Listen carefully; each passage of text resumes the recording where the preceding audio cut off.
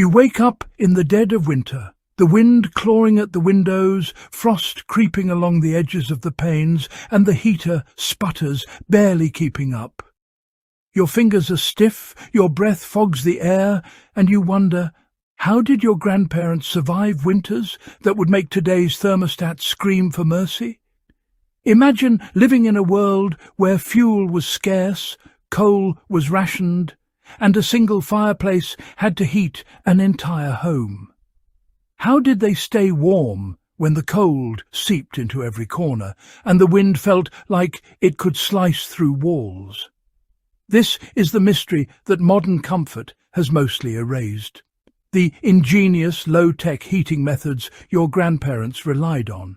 Methods that required no electricity, no fancy devices, just resourcefulness, careful observation, and a little old-fashioned grit. And here's the challenge. Could you apply those same tricks today, not just to survive, but to thrive in efficiency, self-reliance, or even during a power outage? In the next few minutes, we'll walk through the hidden wisdom that kept families warm, the methods forgotten by time, and why those tricks worked so well that they still beat some modern approaches. This isn't just history, it's practical, tangible knowledge waiting to be rediscovered. Picture a cramped kitchen, the whole family huddled together, blankets pulled tight, while a small stove struggles to warm the air. During the Great Depression, this was reality for millions. Coal and wood were expensive luxuries, and entire households had to find ways to maximize every ember. Your grandparents didn't have central heating or space heaters. They had ingenuity, improvisation, and observation. They learned where the drafts came in, which corners froze first, and how heat travelled through a home. Every rug, every door placement, even the way furniture was arranged, became a strategic decision to preserve warmth. Imagine knowing that closing off one hallway could redirect warmth to the living room, or that a simple wet towel over a vent could diffuse heat more evenly. It wasn't just comfort, it was survival. If you miscalculated, frostbite, illness, or sleepless nights awaited.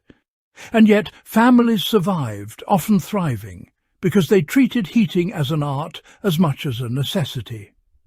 They understood principles we now pay monthly bills to mimic, and their homes, humble as they were, became clever machines for trapping and circulating warmth without modern appliances. Here's where it changes.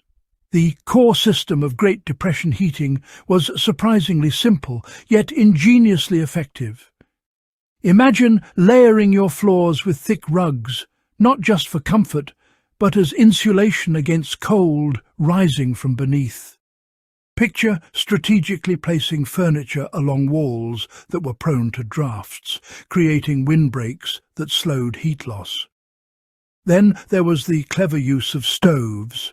Pots of water left to simmer on top created radiant warmth and added humidity, making the air feel warmer than the thermometer suggested. Windows were treated with wax or early plastic coverings to trap air, and heavy curtains were drawn not just at night, but during the day when the sun went behind clouds. Even doorways became tools.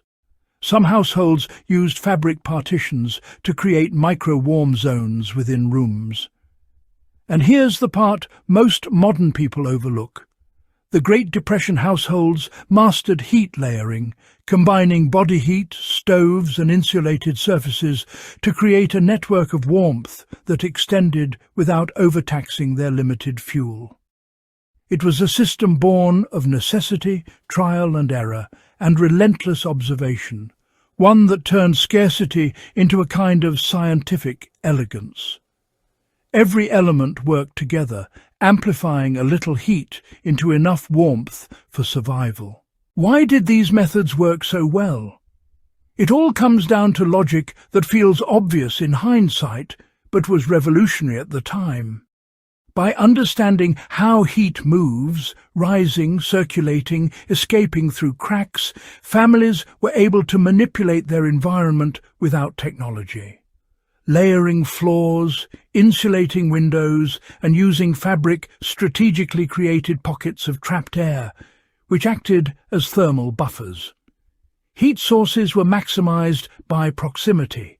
A single stove became a hub radiating energy in multiple directions, and small reflective surfaces like metal trays or mirrors could redirect heat back into living spaces.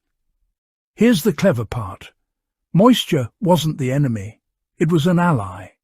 Humidified air feels warmer, and simmering water over stoves created microclimates inside rooms.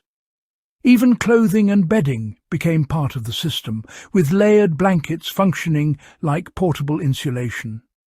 The entire approach treated warmth as a network rather than a single point, creating a living, breathing ecosystem of heat. Modern systems often forget this interconnected thinking, relying solely on energy input instead of clever environmental manipulation. These households essentially hacked physics with limited materials, turning observation and resourcefulness into a survival advantage. So why did these techniques disappear? Partly it was progress. As central heating, affordable fuel, and electric thermostats became widespread, the meticulous practices of heat management became unnecessary or invisible. Families no longer had to think strategically. Warmth was automated. The knowledge faded because it wasn't documented in manuals. It was lived experience, passed quietly from one generation to the next. By the time most people were relying on modern appliances, the old tricks were dismissed as outdated or quaint. Yet this disappearance also hides a lesson. Dependence on technology can erode practical knowledge. When crises hit, when bills spike or power fails, households suddenly realize they've lost skills that cost nothing but attention and creativity. The old methods, though simple, were resilient, efficient, and elegant. They didn't need infrastructure. They thrived on observation, timing, and clever use of space and materials. In other words, what was once survival wisdom became an invisible art, eclipsed by convenience, yet still accessible to those willing to look, experiment, and think like the families of the Depression. Now imagine applying these principles today. In a world where energy costs are rising and reliability is uncertain, the Great Depression heating hacks are not relics. They are tools. You can trap heat more efficiently, reduce dependence on expensive systems, and even create cozy zones within your home without wasting energy. Layer floors, insulate windows, harness body heat, and let moisture work for you.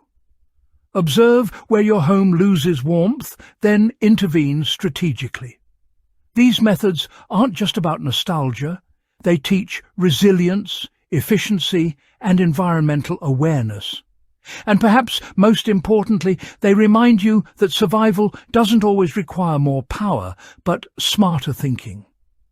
Rediscovering this forgotten wisdom isn't just a nod to the past.